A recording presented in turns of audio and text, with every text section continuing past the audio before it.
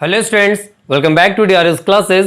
Students, आज की इस वीडियो में हम लोग डिस्कस करने वाले हैं एक्सरसाइज 2.2 के क्वेश्चन नंबर 11, 12 और 13 को, जो कि वर्ड प्रॉब्लम्स हैं। और आप लोग अक्सर कमेंट करके बताते हो कि सर वर्ड प्रॉब्लम में हमें प्रॉब्लम होती है, ठीक है। और प्रॉब्लम होती कहाँ है? जब आप लोग क्वेश्चन को ढंग से पढ़ते नहीं हो, बस जल्दी जल्दी नोट करने के चक्कर में लगे रहते हो। तो आप लोग कॉपी पेन लेकर बैठो, लेकिन नोट मत करो। अभी नोट करना है लास्ट में, जब क्वेश्चन आपको अच्छे से समझ में आ जाए।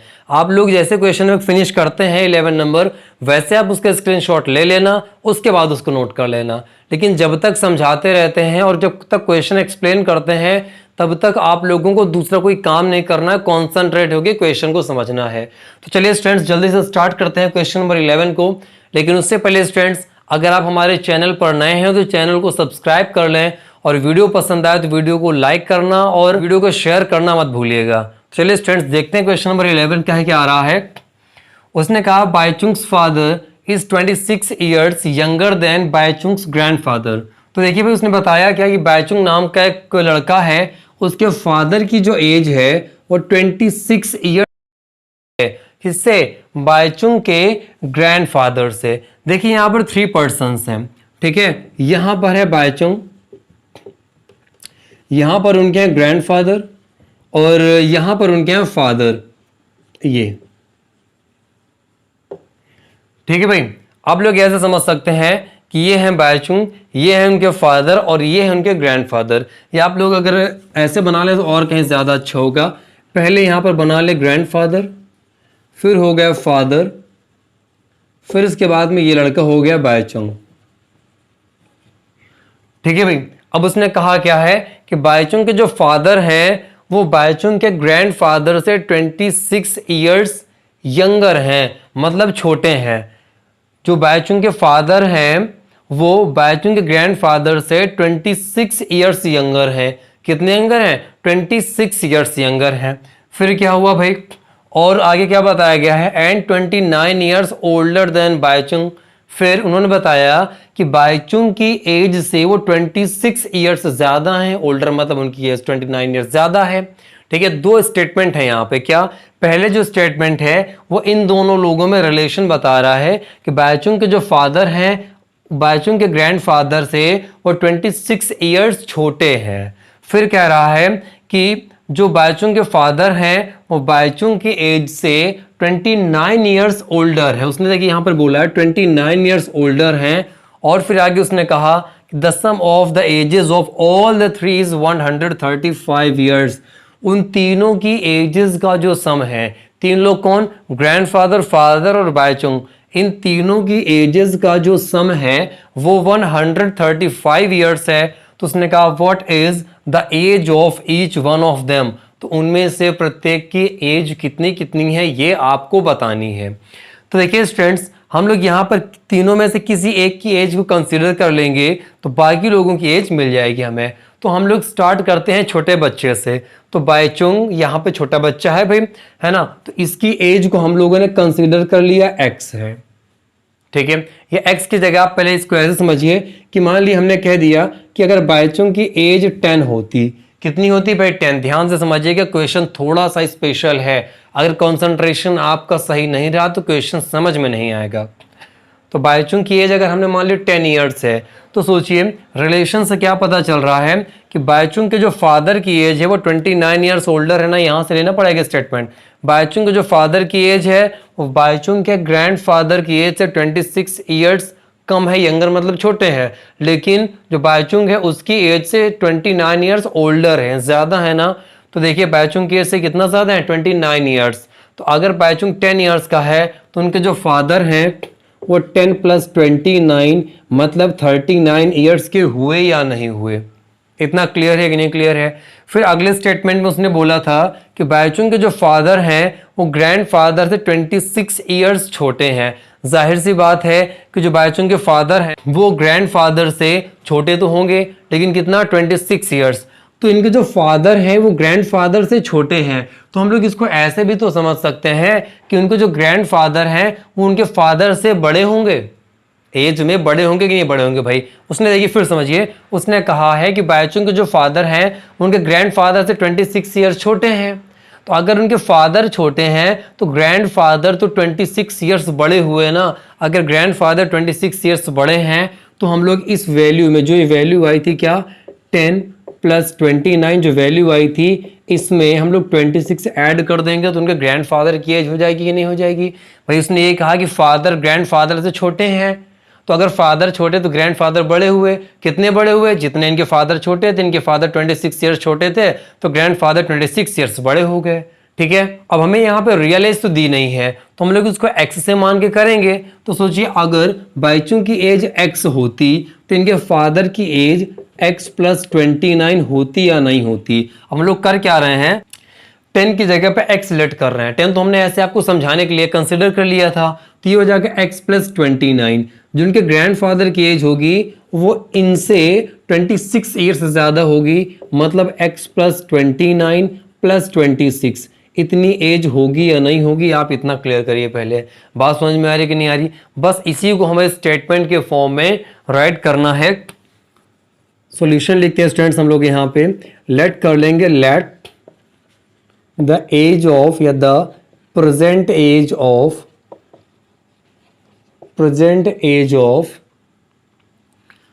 बाइचुंग इक्वल्स कितनी हो जाएगी x ईयर्स। अगर इसकी एज हो गई x ईयर्स तो इनके फादर की एज क्या हो जाएगी x प्लस 29 हो जाएगी कि नहीं हो जाएगी। तो लिख देंगे his father's present age equals x plus 29 years। ठीक है, इसके बाद देखिए अब बारी आती है ग्रैंडफादर की, तो लिख देंगे his grandfather's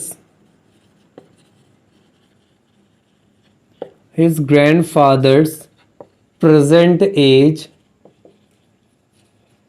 इक्वल्स कितनी हो जाएगी भाई, यहां पे इसको राइट किए दे रहे हैं, इक्वल्स x प्लस 29 प्लस 26 है ना। तो चलिए भाई इनको ऐड करते हैं हम जरा, 9 6 15 2 2 4 1 5। तो इनके ग्रैंडफादर की एज हो गई x plus 25 x plus 55 years. अब उसने स्टूडेंट्स बोला था कि यहां से the sum of the ages of all the three, इन तीनों की एजेस का जो सम है वो 135 ईयर्स है। तो तीनों के एजेस का सम कर देते हैं। बाइचुंग की एज हो गई x, उनके फादर की एज हो गई x प्लस 29, उनके ग्रैंडफादर की एज हो गई x प्लस 55 इक्वल्स कितना हो जाएगा स्टूडेंट्स 135। ऐड करते हैं, देखिए x में x और x ऐड कर देंगे तो हो जाएगा 3x, 55 में 29 ऐड कर देंगे तो जाएगा 5 9 14 5 1 6 2 8, ये हो गया 84 इक्वल्स हो गया 135। इसकी वैल्यू निकालेंगे तो हो जाएगा 3x equals 135 plus 84 other side जाएगा तो हो जाएगा माइनस 84, ये हो जाएगा 3x इक्वल्स 5 से 4 गया बचेगा 1, 13 से 8 गया बचेगा 5, तो ये हो गया 3x इक्वल्स 51। अब देखिए स्टूडेंट्स यहाँ पे हम लोग x की वैल्यू फाइंड करते हैं, तो x जो है 3 के साथ मल्टीप्लाई में है। अगर हमें x की वैल्यू निकालनी है तो 3 को हमें भेजना पड़ेगा, अदर साइड पे ट्रांसपोज करना पड़ेगा। तो 3 इधर मल्टीप्लाई में है, अदर साइड में जाएगा तो डिवाइड में पहुंचेगा, तो x इक्वल्स हो जाएगा 51 अपॉन में 3 आ जाएगा। 3 से डिवाइड करते हैं तो चला जाएगा 17 टाइम्स डिवाइड, तो ये हो जाएगा 17। तो x की वैल्यू आ गई 17। लेकिन उसने पूछा क्या था, what is the age of each of them, उन तीनों में से प्रत्येक की एज बतानी है, मतलब बाइचुंग की, उनके फादर की, उनके ग्रैंडफादर की। तो कोई हार्ड वर्क अब नहीं रह गया स्टूडेंट्स, बस यही जो वैल्यूज हैं इन्हें मैं आपको x की वैल्यू पुट कर देनी है, बस आंसर हो जाएगा। लिख देंगे Bhaichung's present as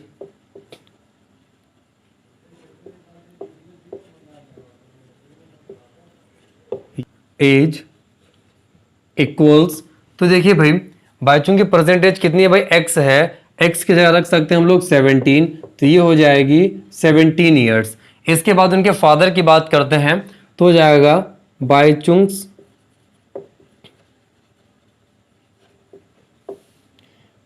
fathers present as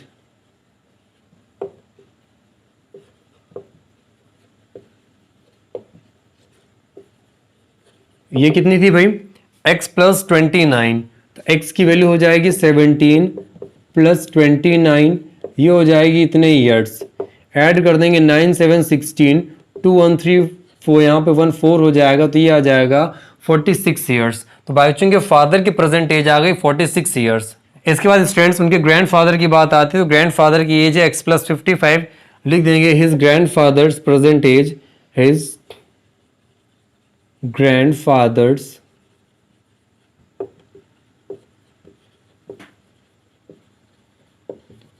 present age equals कितनी थी भाई, x प्लस 55, तो x की जगह राइट कर देंगे 17 प्लस 55 ईयर्स।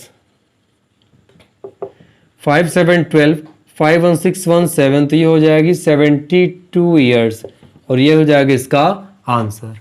ओके स्टूडेंट्स, तो इस तरीके से क्वेश्चन नंबर 11 हो गया। पढ़ते हैं हम लोग नंबर 12 की तरफ। क्वेश्चन नंबर 12 पे आते हैं स्टूडेंट्स। इसमें उसने कहा है 15 years from now Ravi's age will be 4 times his present age, what is Ravi's present age. तो क्वेश्चन कह रहा है स्टूडेंट्स कि 15 ईयर्स फ्रॉम नाउ, अभी से 15 ईयर्स बाद, उसने आफ्टर कहीं दिया नहीं, लेकिन विल बी से सेंस आपको मिल जाना चाहिए कि फ्यूचर की बात हो रही है। और अगर फ्यूचर की बात हो रही है तो 15 ईयर्स फ्रॉम नाउ, अभी से 15 साल बाद रवि की जो एज है वो 4 टाइम्स हो जाएगी। किसकी? हिज प्रेजेंट एज, उसकी प्रेजेंट एज की। कहने का मतलब अभी रवि की एज जितनी है 15 ईयर्स बाद में उसकी वो एज अभी का 4 टाइम्स हो जाएगी। कितना हो जाएगी? 4 टाइम्स हो जाएगी। तो रवि की प्रेजेंट एज बताइए। तो उसने जो कुछ पूछा हम लोग उसी को लेट कर लेते हैं, लिख देंगे let Ravi's present age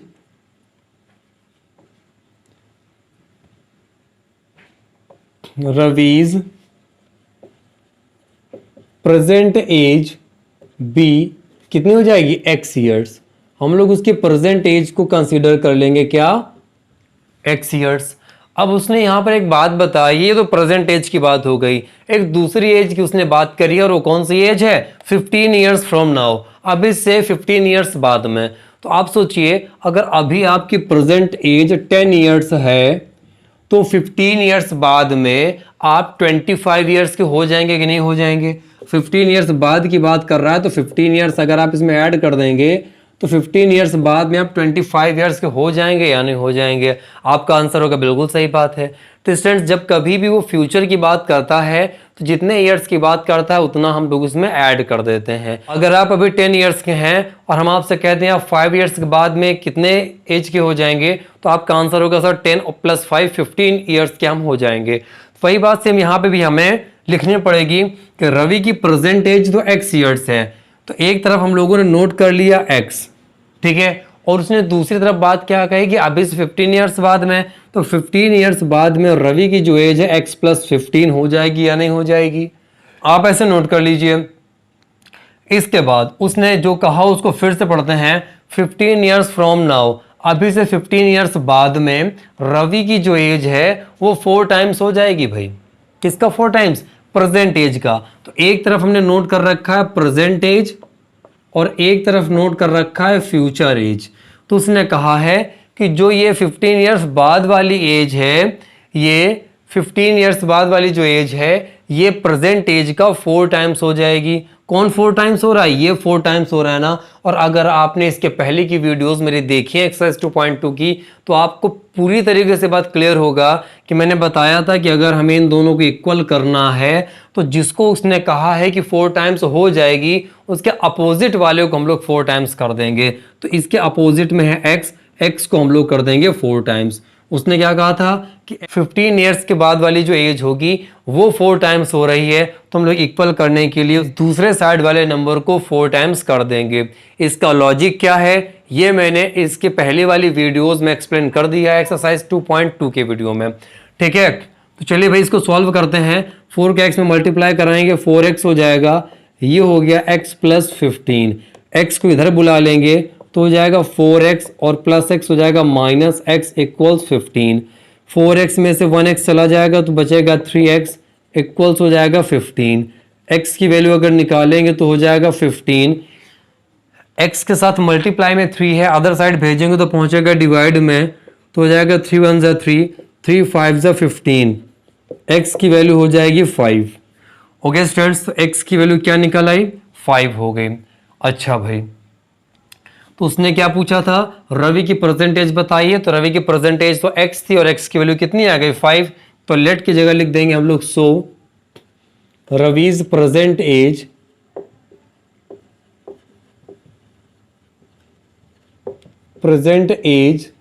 be कितनी, 5 ईयर्स। और ये हो जाएगा स्टूडेंट्स इसका आंसर। तो उम्मीद है स्टूडेंट्स क्वेश्चन नंबर 12 का भी सॉल्यूशन आपको अच्छे से क्लियर हो गया होगा। अब बढ़ते हैं क्वेश्चन नंबर 13 की तरफ। क्वेश्चन नंबर 13 कह रहे students, rational number is such that when you multiply it by 5/2 and add 2/3 to the product you get -7/12। What is the number.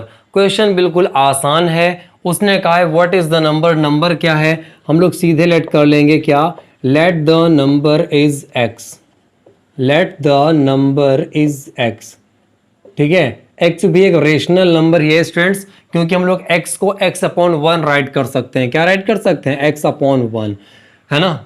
तो ये एक रेशनल नंबर है, इसलिए कोई डाउट मत रखिएगा माइंड में। तो हम लोगों ने लेट कर लिया, late the number is x। ठीक है, अब उसने जैसा जैसा कहा है वैसा वैसा हम लोग करते जाएंगे।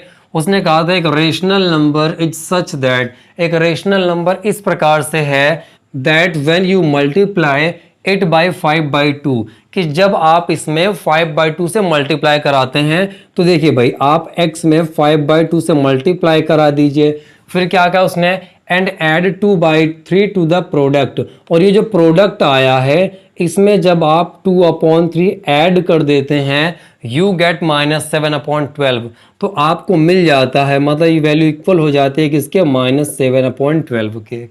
बात समझ में आई कि नहीं है स्टूडेंट्स। उसने कहा था कि वो एक रेशनल नंबर बताइए जिसमें जब 5/2 से मल्टीप्लाई कर रहे हैं और 2/3 उस प्रोडक्ट में ऐड कर दें तो आपको -7/12 मिल जाए, तो वो नंबर क्या है। तो देखिए x में आपने 5/2 को मल्टीप्लाई कराया, 2/3 ऐड कर दिया, तो मिल गया -7/12।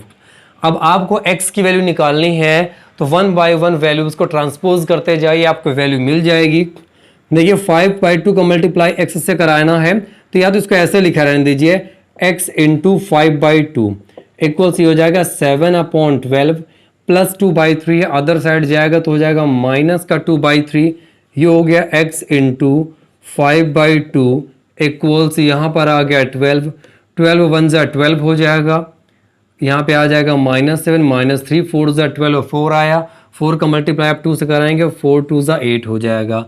इसके बाद देखिए students x into 5/2 equals 7 8 15 minus का 15/12 हो जाएगा, ये बन जाएगा 3 4 जा 12, 3 5 जा 15, ये हो जाएगा x इंटू 5/2 इक्वल्स हो जाएगा माइनस का 5/4।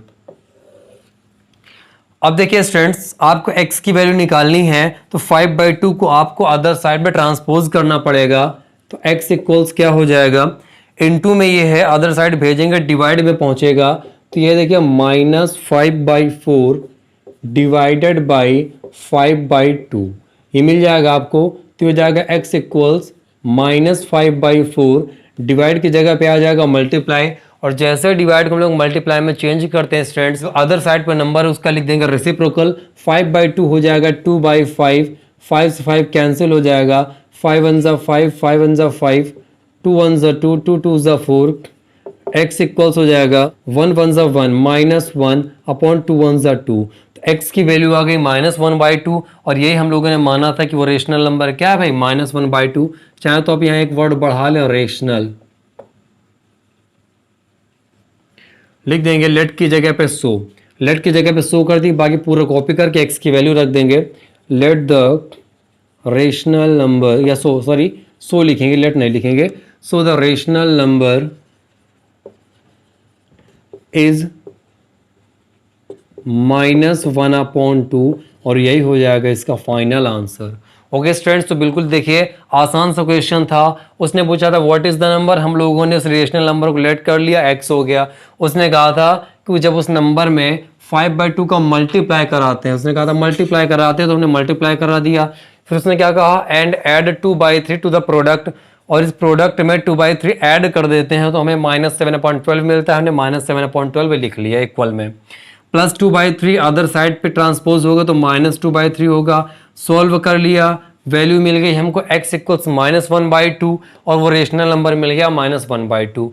और स्टूडेंट्स एक बात और बता दें कि अगर इस टाइप की कैलकुलेशन में या इस इक्वेशन को सॉल्व करने में आपको प्रॉब्लम हो रही है तो मैंने अपने इसी चैनल DRS क्लासेस में NCERT मैथ्स की एक्सरसाइज 2.1 आपकी क्लास की जो बुक क्लास 8th की उसकी एक्सरसाइज 2.1 अपलोड कर रखी है। उसको अगर आप लोग ध्यान से समझेंगे तो सारी चीज़ें आपको क्लियर हो जाएंगी। तो मिलते हैं स्टूडेंट्स आप लोगों से नेक्स्ट वीडियो में, तब तक बने रहिएगा DRS क्लासेस के साथ में।